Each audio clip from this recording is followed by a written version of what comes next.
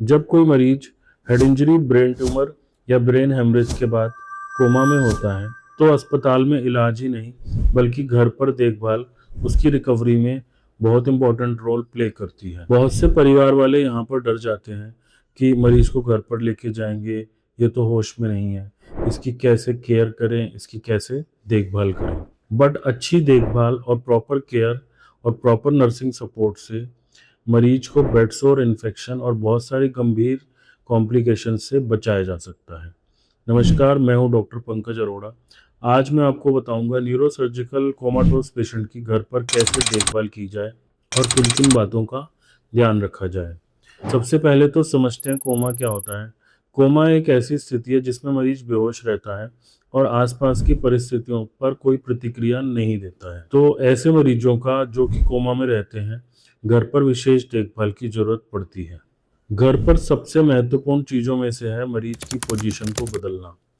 जब कोई मरीज एक ही पोजीशन में रहता है तो उसको बेड सोर्स बढ़ने का रिस्क रहता है। तो मरीज को हर 2 घंटे में पोजीशन को बदलना बहुत जरूरी होता है। क्या क्या चीजों का ध्यान रखें। मरीज को सीधी पोजीशन में रखें। हर 2 घंटे पे करवट बदलनी होती है। मरीज को ड्राई रखें।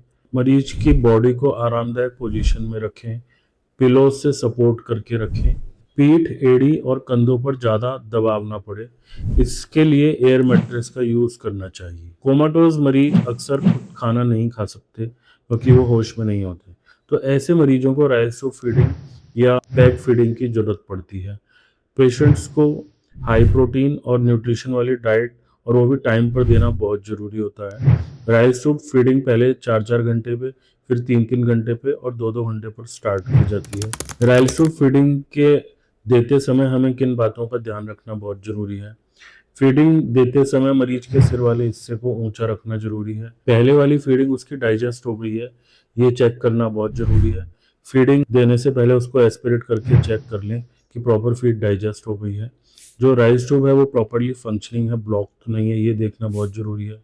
फीडिंग देने के बाद राइस ट्यूब को वॉश कर देना चाहिए पानी से। फीडिंग धीरे धीरे दें और फीडिंग के बाद मरीज को 30 से 45 मिनट तक ना लेटाएं। इससे एस्पिरेशन यानी कि जो भी खाना पीना है वो फेफड़ों में जाने का जो रिस्क होता है वो काफ़ी कम हो जाता है। कोमाटोज मरीजों को इन्फेक्शन होने का रिस्क बहुत ज़्यादा होता है, इसीलिए साफ सफाई का विशेष ध्यान रखना बहुत ज़रूरी है। क्या क्या बातों का ध्यान रखना ज़रूरी है। मरीज के शरीर को साफ रखें। जो भी केयर करें, चाहे वो नर्सिंग स्टाफ करे या घर वाले करें, ग्लव्स पहन करके करें। बॉडी को ड्राई रखें।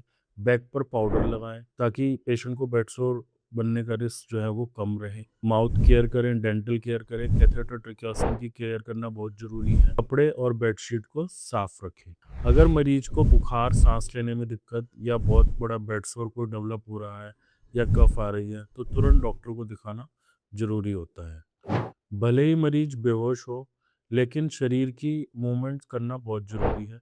फिजियोथेरेपी से शरीर, बॉडी, मसल्स, जॉइंट्स इनकी अकड़न यानी कि स्पास्टिसिटी कम होती है, ब्लड सर्कुलेशन बेटर होता है।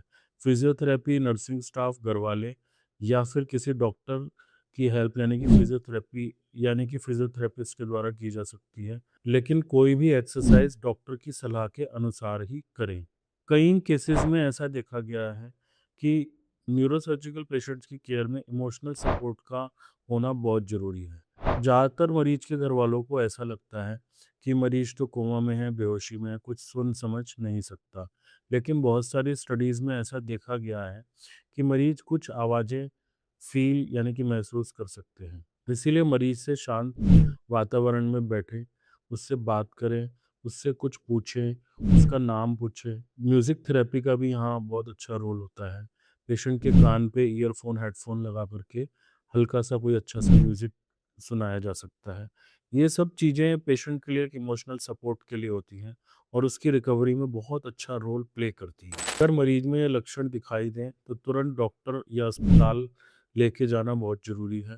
अगर मरीज को तेज़ बुखार आ रहा हो, पेशेंट का बीपी या पल्स अनस्टेबल हो, सैचुरेशन डाउन हो रही हो, पल्स बहुत तेज़ हो, टेम्परेचर बहुत हाई हो और दवाइयों से रिस्पॉन्ड नहीं कर रहा हो, बेड सोर्स हो जिन्हें कि ड्रेसिंग्स के बाद भी वो ठीक नहीं हो रहे हो, पेशेंट को फीडिंग देने में दिक्कत हो, कैथेटर वाली जगह या यूरिन में कोई इन्फेक्शन लग रहा हो, ट्रेकियोस्टमी ब्लॉक हो, ट्रेकियोस्टमी में स्पुटम बहुत ज़्यादा और आ रहा हो, तो तुरंत डॉक्टर को या अस्पताल लेके जाना ज़रूरी है।